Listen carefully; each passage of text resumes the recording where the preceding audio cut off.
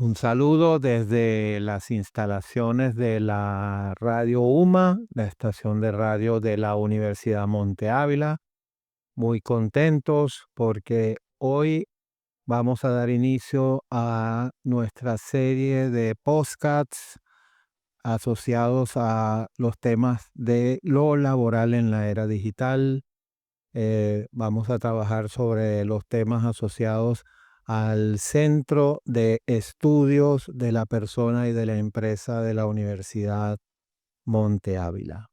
Con este podcast estamos dando inicio a nuestra serie para difundir la narrativa asociada a la agenda de este Nobel Centro de Estudios, que fue autorizado a funcionar recientemente por parte de las autoridades de la universidad. Hemos querido eh, comenzar a tratar con el tema de la universidad frente a los desafíos de la llamada cuarta revolución industrial, que es el tema marco que sirve para los ejes a trabajar en el centro de estudios. Y bueno, por supuesto, no podíamos comenzar con nuestro podcast si no es entrevistando a nuestro estimadísimo rector, el doctor Guillermo Fariñas, quien ha aceptado gustosamente y se lo agradecemos mucho, el equipo del centro, que haya aceptado ser el primer invitado a nuestra serie de podcast Lo laboral en la era digital. Eh, Como sabemos, pues las instituciones universitarias pues son quizás de las instituciones de más larga data en la historia y en la evolución de las sociedades. Ya son instituciones de varios siglos de existencia, con lo cual también eso nos lleva a concluir que esas instituciones que tienen varios siglos funcionando, han sabido adaptarse a los diferentes cambios que hemos venido experimentando a lo largo del tiempo en nuestra evolución como sociedades. No, al hablar de cuarta revolución industrial, bueno, por supuesto estamos entendiendo que han habido por lo menos documentadamente tres revoluciones anteriores. Si bien es cierto, cuando uno estudia la evolución de estos temas, puede llegar a concluir que los cambios, la humanidad siempre han sido producto de estos cambios, de estas introducciones de las nuevas tecnologías, que es lo que documentalmente solemos llamar revoluciones. Hoy, una vez más, estamos ante un gran desafío, grandes procesos de cambio, convergencias tecnológicas, inteligencia artificial, algoritmos, computación cuántica, transformación digital y una serie de cambios tecnológicos disruptivos que están impactando y sin duda afectando las formas institucionales con las que nos hemos ido dando vida y funcionamiento como sociedad. Y las universidades, por supuesto, no escapan a esa situación. Y hemos querido comenzar por allí, invitando a nuestro querido rector para escuchar de él desde su investidura y desde el rol que le toca jugar al frente de esta institución, cómo la misma está enfrentando estos cambios que hemos estado comentando. Así que, profesor, bienvenido. Muchas gracias por estar acá con nosotros. Eh, Permíteme, Guillermo, crear un poco de contexto y entonces a partir de ahí escucharte en tus opiniones. Sí, primero que nada, Paul, muy agradecido por la invitación y muy agradecido también a los que nos estén oyendo, que podamos tener, digamos, a partir de este medio de comunicación, una forma de interactuar, ¿no?, con las personas interesadas en estos temas. Yo tengo que decir que el centro de estudios de la persona y la empresa está muy cerca afectivamente de mí porque intelectualmente es lo que, desde que pensamos que íbamos a trabajar los temas organizacionales y empresariales en la universidad, comenzando por supuesto con la carrera de administración, pero también en cierto modo en la especialización de gerencia de proyectos. Decía, bueno, ¿y qué distingue la Monte Ávila de otras universidades que enseñan los mismos temas, ¿no? Pero efectivamente la persona está en el centro, ¿no? La persona es el actor, el sujeto y de todo proceso organizacional, todo proceso empresarial, con lo cual celebré mucho cuando ya hace un tiempo viniste con esta propuesta, querías que se conformara este centro de estudios y con esta idea, ¿no? Efectivamente, de que cómo estudiar los procesos laborales, el trabajo en este nuevo entorno, ¿no? Y el trabajo también es un tema central para esta universidad. Eh, Quien nos inspira, San José María Escrivá, nos enseñó que efectivamente el trabajo es un modo en el cual nosotros nos relacionamos de una forma muy íntima con Dios nuestro Señor, porque el trabajo es un medio de acercarnos a Él, de ser cada vez más cercanos y también de acercar a la creación al Creador, ¿no? Es decir, Dios dio un mandato a nuestros primeros padres de que trabajáramos, ¿no? Eso hace ver que el trabajo tiene un valor intrínseco y fundamental para el ser humano. Con lo cual, pues ambos temas, la persona y el trabajo, son muy centrales en esta universidad, muy queridos, por tanto, por todos los que efectivamente sentimos la responsabilidad de sacar este proyecto adelante. Bueno, a propósito de recordar la presencia del fundador de la obra, San José María Escrivá, uno de los grandes temas que está puesto sobre la mesa en este momento es precisamente cómo seguir manteniendo al ser humano en el centro de todo el gran proceso de transformación que se ha venido dando. Por cierto, bueno, está para de verdad reconocer el apoyo que siempre le diste al proyecto que lo veníamos conversando de verdad de hace mucho tiempo.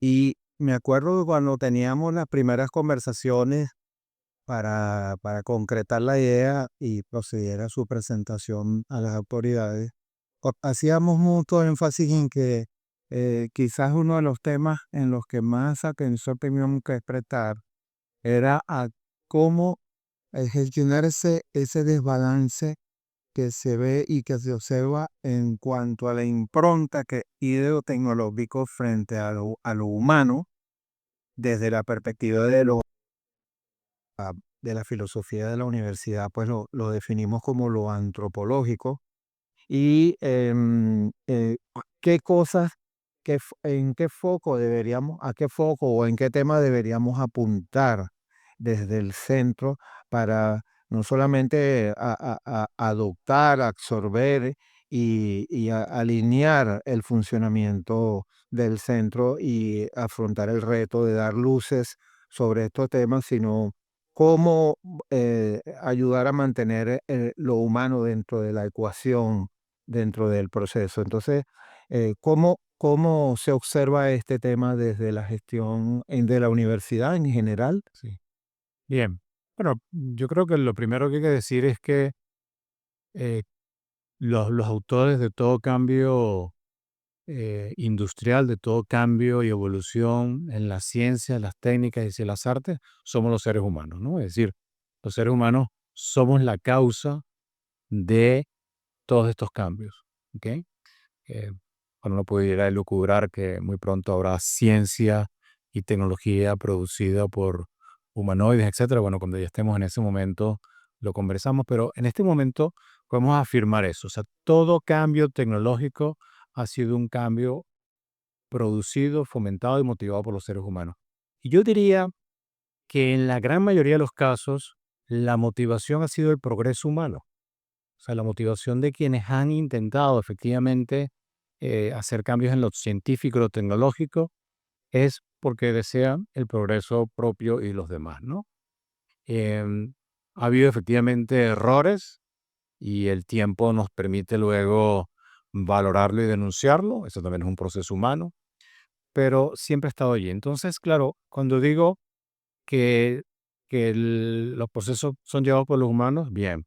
Pero el otro es que efectivamente aseguremos que la persona esté en el centro. Y cuando digo persona y no individuo es porque tengo esa noción de la persona suma al individuo sus relaciones, ¿no? El ser humano es un ser relacional. Hay algunos que dicen incluso que somos en buena parte con quiénes y cómo nos relacionamos. Por lo tanto, diría que una nota a tomar en cuenta cuando hablemos de cambios tecnológicos es qué tanto ayudan a que el hombre crezca y se enriquezca en las relaciones, ¿no? Aquellas tecnologías que nos hagan más individualistas, pues a lo mejor están allí atentando con un aspecto fundamental del ser humano. Pero bueno, las relaciones no hay que verlas quizás como las veíamos en el pasado, que no escribíamos cartas, pues, sino que obviamente está mediado por la tecnología y enriquece y puede potenciar efectivamente el modo en que nos relacionamos. Pero yo creo que estas son dos notas importantes. El cambio tecnológico lo han fomentado los seres humanos, buscando usualmente el progreso humano, y que esos cambios serán beneficiosos si la persona siempre está en el centro, potenciando efectivamente lo más íntimo de la persona, que son sus relaciones. Sí. Em, bueno, recordando que quizás uno de los públicos objetivos más importantes de la universidad es una población joven, ¿verdad? No necesariamente la única, pero usualmente, mayoritariamente son poblaciones jóvenes. Y además tomando en cuenta que el acceso a la comunicación y a las formas de aprender se han hecho pues de fácil acceso y lo tecnológico y el uso de la tecnología para accesar a esa información y a ese conocimiento se hace cada vez más expedito, más ágil y además pues la tecnología incorpora elementos como la inteligencia artificial y otros elementos como los agentes de inteligencia artificial que promueven, acompañan y facilitan ya procesos laborales y procesos educativos. ¿Cómo seguir haciendo atractivo el espacio presencial en la gestión de la educación en, en unas instituciones como esta? Creo que en lo personal pienso mucho en ese tema y considero pues que ahí hay un aspecto importante. La presencialidad, sin duda, desde la filosofía de la universidad, es un factor que forma parte del contacto y de el ejercicio de la influencia sobre nuestros estudiantes en su formación, pero hay un desafío allí. Entonces, desde la mirada de liderazgo y de direccionamiento y de desarrollo de la estrategia, ¿cómo, cómo piensan ustedes o cómo deberíamos pensar en conjunto en mantener o por qué es tan importante mantener este contacto y esta presencialidad en los espacios de la universidad? Sí, muy buena pregunta, Paul. Y yo quisiera proponer un modelo educativo sencillo, pero pienso que muy poderoso, que es que los seres humanos tenemos cabeza, corazón y manos. Y la educación, en cierto modo, debe atender esas tres dimensiones. Cuando uno habla de una formación técnica, esa formación del saber hacer, la educación apunta fundamentalmente a la cabeza, en ese know-how, pero también, por así decirlo, metafóricamente en las manos, ¿no? Son esas destrezas, esas habilidades que hacen que las personas efectivamente sean más capaces, ¿no? Cuando hablamos de lo conceptual, la educación en lo conceptual apunta a la cabeza, ¿no? Uno podría decir que otro símil es que la cabeza es como nuestra casa que hay que saber amueblar, ¿no? Es decir, la educación conceptual nos dota de ese mobiliario, ¿no? Son conceptos, son ideas, pero también el desarrollo de hábitos intelectuales, ¿no? Capacidad de análisis, síntesis. Y luego viene lo que llamamos nosotros la formación humanística, que atiende a la cabeza, al intelecto, pero sobre todo el corazón. Es decir, es aquello que nos permite crecer, por un lado, en hábitos morales, en saber distinguir los bienes que están envueltos en una decisión, ese discernimiento, esa conciencia. Y entonces, claro, toda educación debe atender los tres aspectos de toda buena educación universitaria, ¿no? Eh, Hay un modelo también de la UNESCO que en cierto modo también pues se hace relación con esto, que el UNESCO plantea, bueno, hay que enseñar a saber hacer, saber conocer, saber vivir y saber ser, ¿no? Entonces estamos efectivamente incidiendo en todas estas dimensiones, o debería incidirse en todas estas dimensiones. Y eso es lo que es el negocio de la universidad, ¿no? Entre comillas, negocio, es decir, la formación integral, ¿no? Que atiende a toda esa integralidad de la persona. Entonces, ¿dónde entra la tecnología, no? La tecnología, bueno, doy un paso quizás atrás para decir que las universidades han logrado a través de todos estos siglos preservando su misión institucional y acogiendo y muchas veces originando, ¿no? Muchos de los cambios en las tecnologías. Y la universidad es una institución que le caracteriza que combina lo tradicional con lo nuevo, ¿no? O sea, preserva lo que debe ser permanente, su misión, esto que ya hablaba también pues de la formación integral, pero también que debe y acoger los modos nuevos de hacer las cosas, ¿no? Y creo acá pues que ahora hay un reto mayúsculo porque los cambios tecnológicos se han acelerado y además hay un entorno también muy cambiante, ¿no? Entonces la universidad hoy día siente que efectivamente la tecnología está impactando en sus procesos medulares, docencia, investigación, transferencia de conocimiento y también que los estudiantes están esperando efectivamente modos donde la tecnología acompaña en buena medida esto, ¿no? Em, pues nada, la universidad tiene que ir acogiendo estos cambios, ir poniéndolos en práctica, sin olvidar efectivamente lo que es lo esencial, ¿no? La formación integral. Sí, escuchándote y bueno, recordando que nuestra relación es de vieja data, em, recordaba los orígenes de la universidad, ¿verdad? Y la universidad, más allá de las razones estructurales, pues se desarrolló alrededor de un fuerte núcleo humanístico y de carreras humanísticas. eh, Sin embargo, bueno, recientemente y tomándote la expresión, eh, la tecnología ha empezado ya a tomar forma y formar parte también de la oferta de la universidad, bueno, por razones de que ella debe responder también a unas necesidades de un mercado del trabajo y de una formación profesional que requiere la sociedad. En ese sentido, ¿cuál es el avance que se ha venido dando en la oferta y la adaptación que ha estado llevando adelante la universidad para y ponerse a tono ya con los retos específicamente asociados a los impactos de la tecnología? Sí.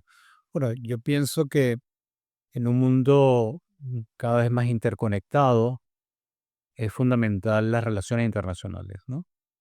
Pienso que un esfuerzo que estamos haciendo todas las casas de estudios, que tenemos como bien claro la importancia de servir a la sociedad local en la que estamos, que es de lograr efectivamente convenios y alianzas con otras casas de estudio, y eso lo hemos ido avanzando en la universidad, ¿no?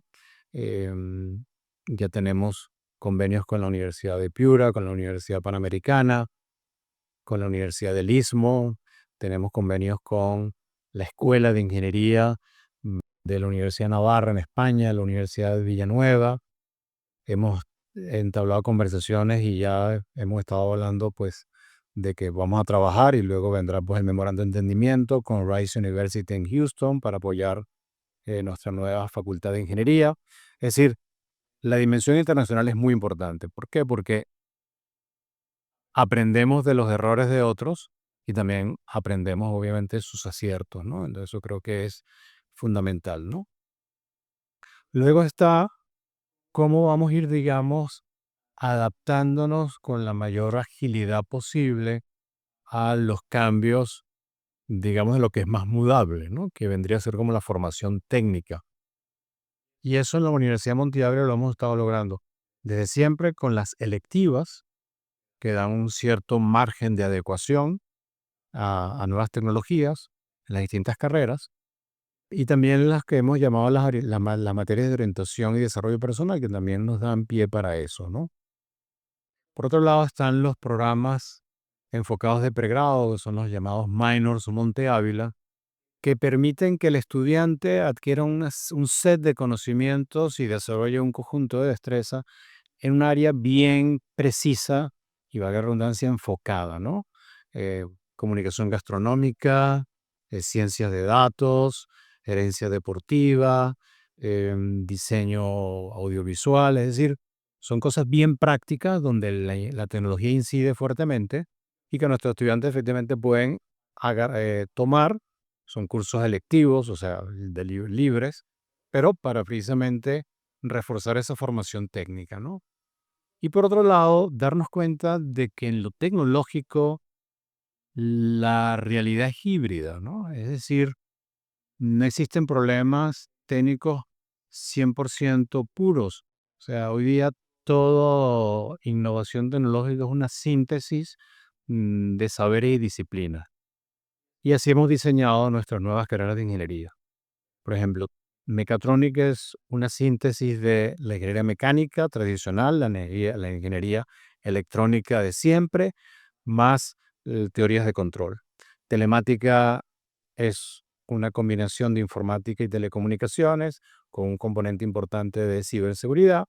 Y ciencia de datos, pues hay todo el bagaje matemático, estadístico, de programación y de machine learning, ¿no? Es decir, diseñar esos algoritmos que vayan aprendiendo de las conductas de los usuarios, ¿no?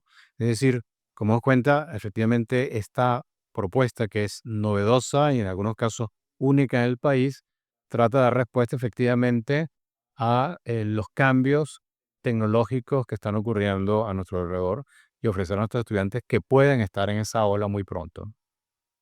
Sí. Y nuestro otro protagonista dentro de lo que es el mundo de la educación, que son el personal docente. ¿Cuál es el desafío allí? Si tomamos en consideración pues que las nuevas tecnologías no solamente están poniendo a disposición conocimiento y hay otras fuentes de acceso, sino la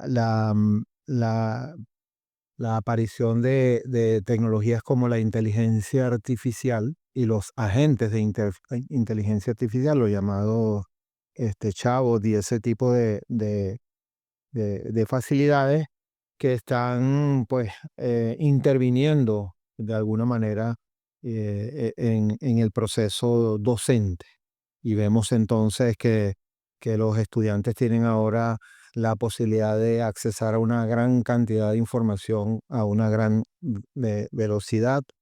Y entonces en el proceso de formación y en el proceso de elaboración de sus obligaciones, o más que obligaciones, pues de sus deberes como parte del proceso de aprendizaje, aparece ese nuevo elemento que está bajo escrutinio en este momento, ¿verdad? Es común escuchar, yo que cuando vengo suelo estar un rato en la sala de profesores, hablar de ese tema de, bueno, que estamos analizando cómo vamos a manejar esta variable ahora del uso de los agentes de inteligencia artificial para elaborar o acompañar el proceso de estudio, bueno, porque va a ser inevitable además la aparición de esos recursos dentro del proceso. Entonces, sin duda, la actividad docente también se ve impactada en este proceso de cambio que está dando la universidad. ¿Cómo lo están mirando desde la dirección de la universidad? Sí, las nuevas tecnologías y en concreto has hecho referencia varias veces a la inteligencia artificial, están significando un gran reto para la institución educativa, ¿no? No solamente en el aspecto de la docencia, sino en muchos otros, ¿no? Es decir, eh, cómo se están diseñando ahora nuevas ofertas de desarrollo profesional, pues están siendo llevadas por algoritmos. Procesos de adecuación de programas educativos, de interacción con nuevas audiencias, también está impactando la inteligencia artificial muy prontamente. Y no podemos estar de espaldas a eso, ¿no?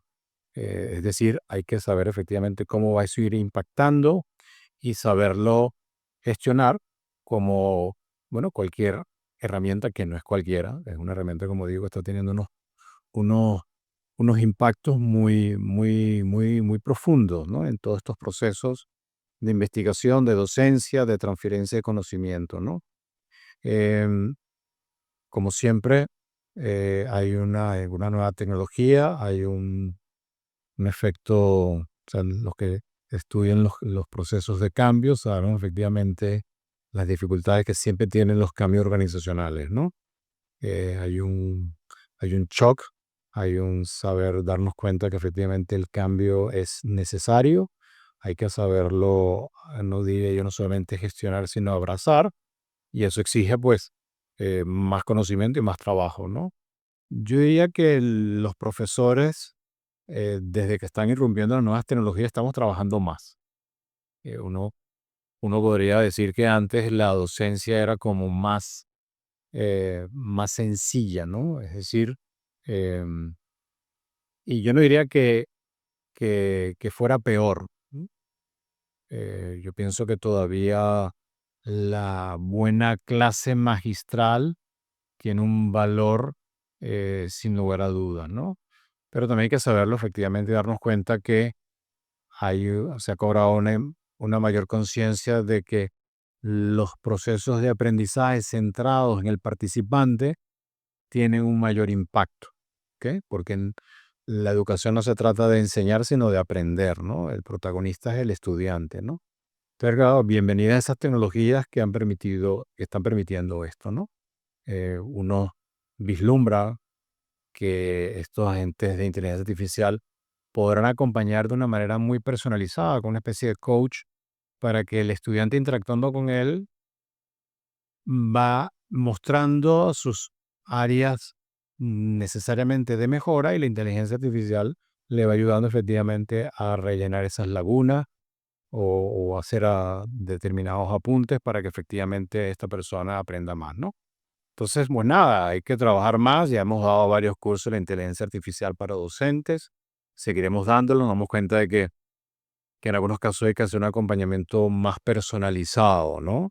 En algunos docentes, pues, que lo requieren, ¿no? Eh, y bueno, cuando uno abraza el cambio y le incorpora, pues, más que restar, suma ese proceso educativo. Así que creo que no hay que tener ningún miedo. Hay que saber que hay que abrazarlo y ser agentes de cambio también en esto, ¿no? Cada uno de los docentes. Sí.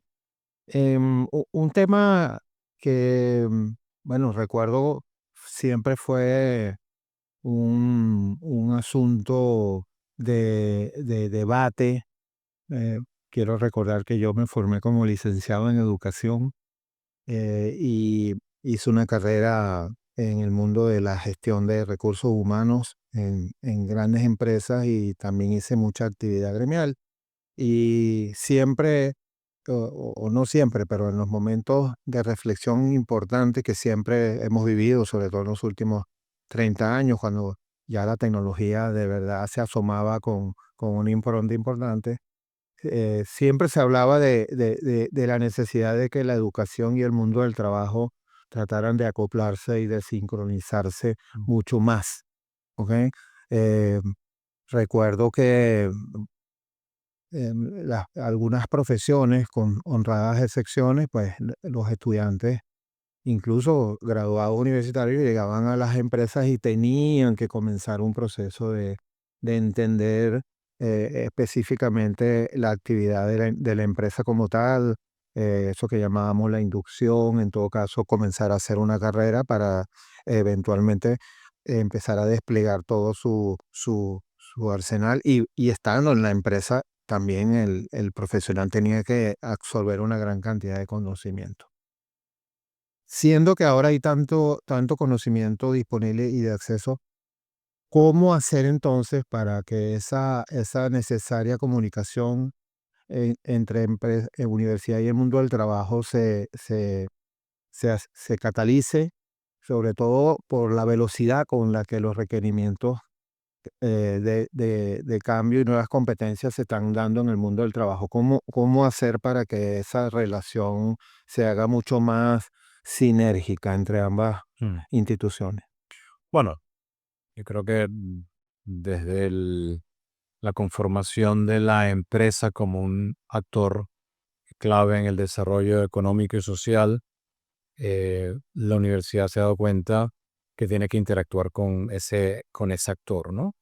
La universidad no puede ser un castillo de cristal aislado de la sociedad. Yo creo que eso es utópico.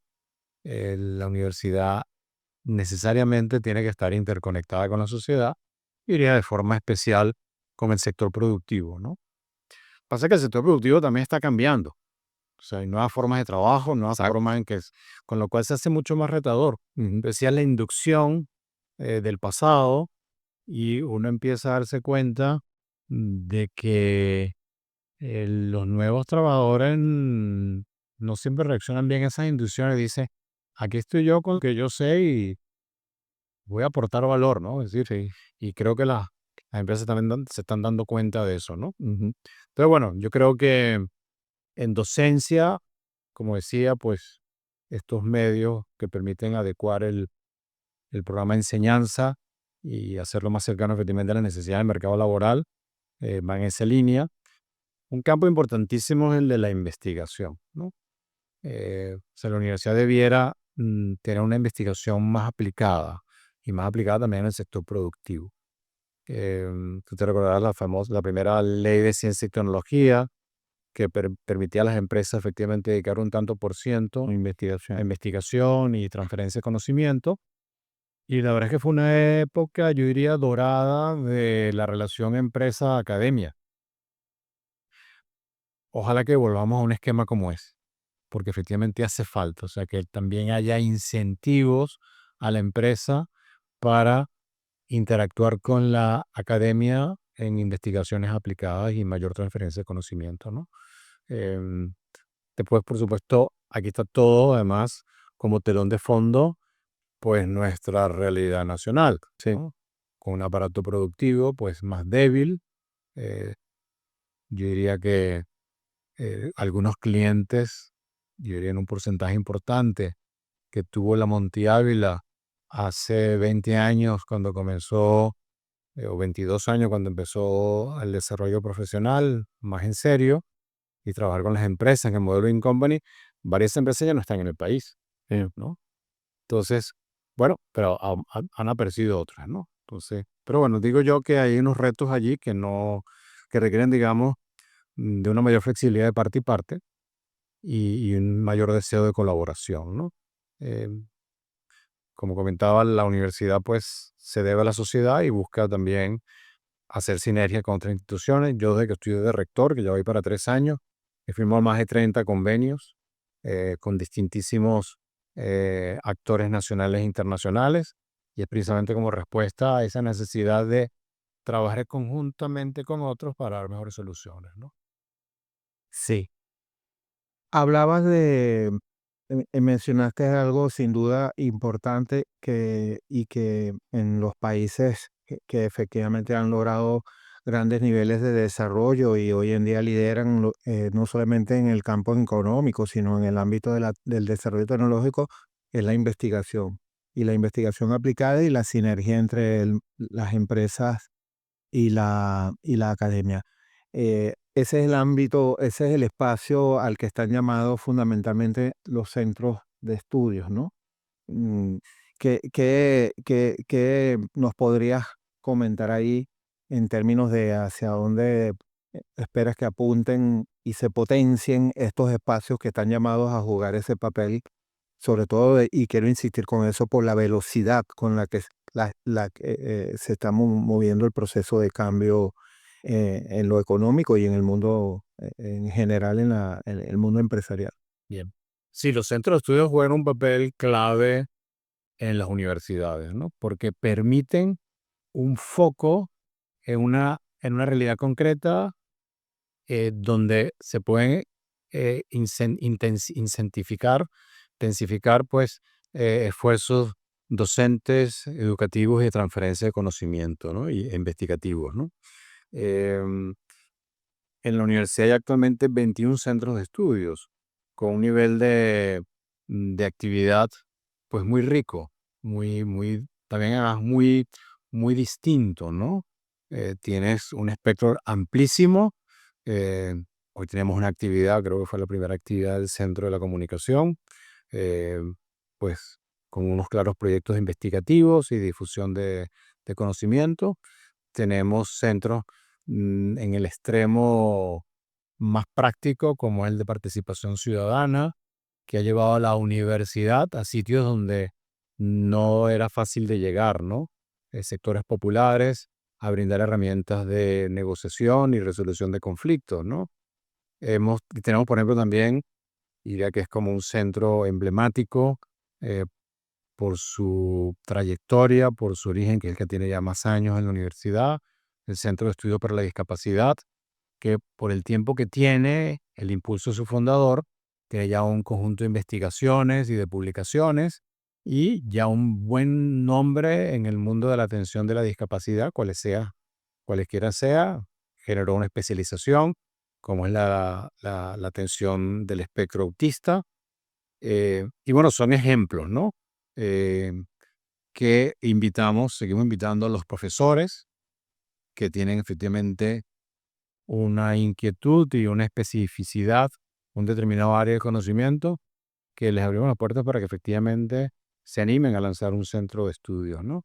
Creo que multiplica el accionar conceptual y práctico en la universidad. Bueno, no quería ir finalizando sin nuevamente agradecer a la universidad y sobre todo a nuestro apreciado rector por el apoyo que ha dado a la creación de este centro de estudios de la persona y de la empresa, y aprovechar a propósito de tu comentario último, en recordar pues que tenemos tres grandes temas a trabajar dentro del centro. Por supuesto, todo lo que es el impacto de la llamada nueva economía en el mundo de las organizaciones. Las organizaciones, las empresas, pues será uno de los primeros y más importantes objetivos a ofrecer productos, servicios y apoyo en sus procesos de adopción tecnológica. Sin duda, todo el tema laboral, pero como muy bien lo dice el título del podcast, en la era digital. Hay unos componentes relacionados con lo legal, laboral, con los temas de seguridad social que están más en el ámbito de otros espacios de discusión. Nosotros queremos desde el centro enfocarnos fundamentalmente en todo lo que tiene que ver con tendencias de empleo, el impacto de la automatización, las nuevas competencias laborales y todo lo que tiene que ver con la llegada de los agentes de inteligencia artificial al mundo del trabajo. Y un último ámbito de actuación en donde queremos también retomar, porque ya la universidad en su momento con su centro de desarrollo ejecutivo tuvo un papel fundamental y tuve la oportunidad de compartir espacios contigo allí. Es todo el tema de la formación de este nuevo liderazgo que requieren estas empresas de la era de la nueva economía, y por supuesto todo lo que está asociado a la formación del personal gerencial y ejecutivo de las organizaciones, ¿no? No podía cerrar este podcast, dada la naturaleza y el espíritu de nuestra Universidad Monte Ávila, recordando el reciente nombramiento, la elección de nuestro Papa León XIV, que adopta ese nombre y como él muy bien lo expresa en en una de sus conversaciones con el cuerpo de cardenales, explicando por qué había adoptado ese nombre. Y resulta pues que León XIII fue el papa de la famosa encíclica Rerum Novarum de 1891, pues donde se sentaron las bases de lo que después se llamó la doctrina social de la Iglesia y sin duda que fue un documento que sirvió de referencia para la conformación de la Organización Internacional del Trabajo posteriormente y todo lo que dio vida al, al, al llamado diálogo social tripartito y todo el tema de los derechos laborales.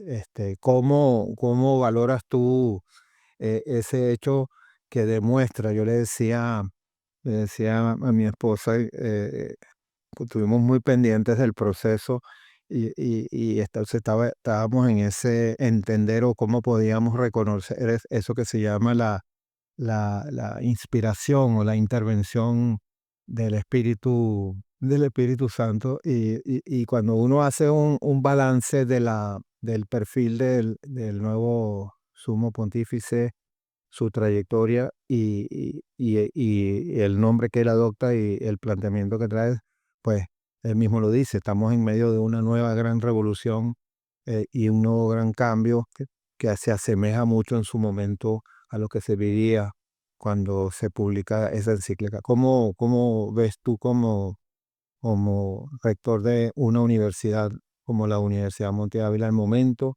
y qué esperar de esa elección? Sí. Bueno, toda elección de un nuevo papa es efectivamente una gran alegría para la iglesia, ¿no? La iglesia sigue adelante a pesar de los desafíos, porque efectivamente necesita, mejor dicho, el mundo necesita la iglesia. Y la iglesia necesita efectivamente su pastor, el León XIV en este caso. Como tú dices, pues adopta el nombre de León XIII con su encíclica Las Cosas Nuevas, ¿no? Y que cabe que hay muchas cosas nuevas actualmente en el mundo laboral, en el mundo de la economía, con lo cual efectivamente pienso que el Papa va a dedicar eh, tiempo a no solamente, digamos, a la difusión de la doctrina social de la iglesia, sino a tratar de hacerle ver a los hombres que es una gran guía de actuación, ¿no? Y que celebramos la elección del Papa León XIV, rezamos por su pontificado, por los frutos, y la universidad, que tiene una identidad cristiana, que cabe que va a ir siendo iluminada, ¿no? Con sus enseñanzas para ver cómo las ponemos en práctica, como fue el caso del Papa Francisco, del Papa Benedicto y el Papa San Juan Pablo II, ¿no? Son los años que la universidad ha estado viviendo, ¿no? Y no quería cerrar mi intervención, Paul, bueno, por un lado agradecerte esta invitación, pero también decirte que estoy participando en la primera semana de junio en la Universidad de Navarra, en un evento organizado por el Centro de Gobierno y Reputación de las Universidades, de esa casa de estudios, que va a acoger más de 30 rectores y que el título es un título muy sugerente. Dice In- universidades e inteligencia artificial, tendencias, oportunidades, desafíos. Espero que me invite de nuevo para compartir lo que vamos a discutir No, entonces. sin duda que eh, además de darte las gracias de una vez, pues asegurarnos de que vamos a poder escuchar lo que vas a poder ver en ese encuentro de las universidades allá en España, ¿no? Buen viaje, Gracias. porque eso es casi que relativamente pronto Y sí, sí nos interesará muchísimo invitarte nuevamente a que nos informes sobre la mirada y que además nos ayudes a alinearnos y o a incorporar pues cosas que veas allá que no estamos viendo nosotros y a lo mejor hasta tú aportar cosas allá que a lo mejor no se ven. Bueno, muchísimas gracias. Le queremos dar al rector Guillermo Fariñas por habernos acompañado. Decirles que eh, aspiramos a salir con un podcast de lo laboral en la era digital una vez al mes con esa frecuencia. Sin duda que hay muchísimo material para compartir en un tema tan complejo y tan importante y tan vigente como el impacto de la cuarta revolución industrial en el mundo del trabajo. Así que estén atentos a través de nuestras redes sociales que les iremos dando a conocer progresivamente y pues los invitamos a que nos acompañen en una siguiente edición de nuestro podcast Lo Laboral en la Era Digital. Hasta pronto. Muy bien.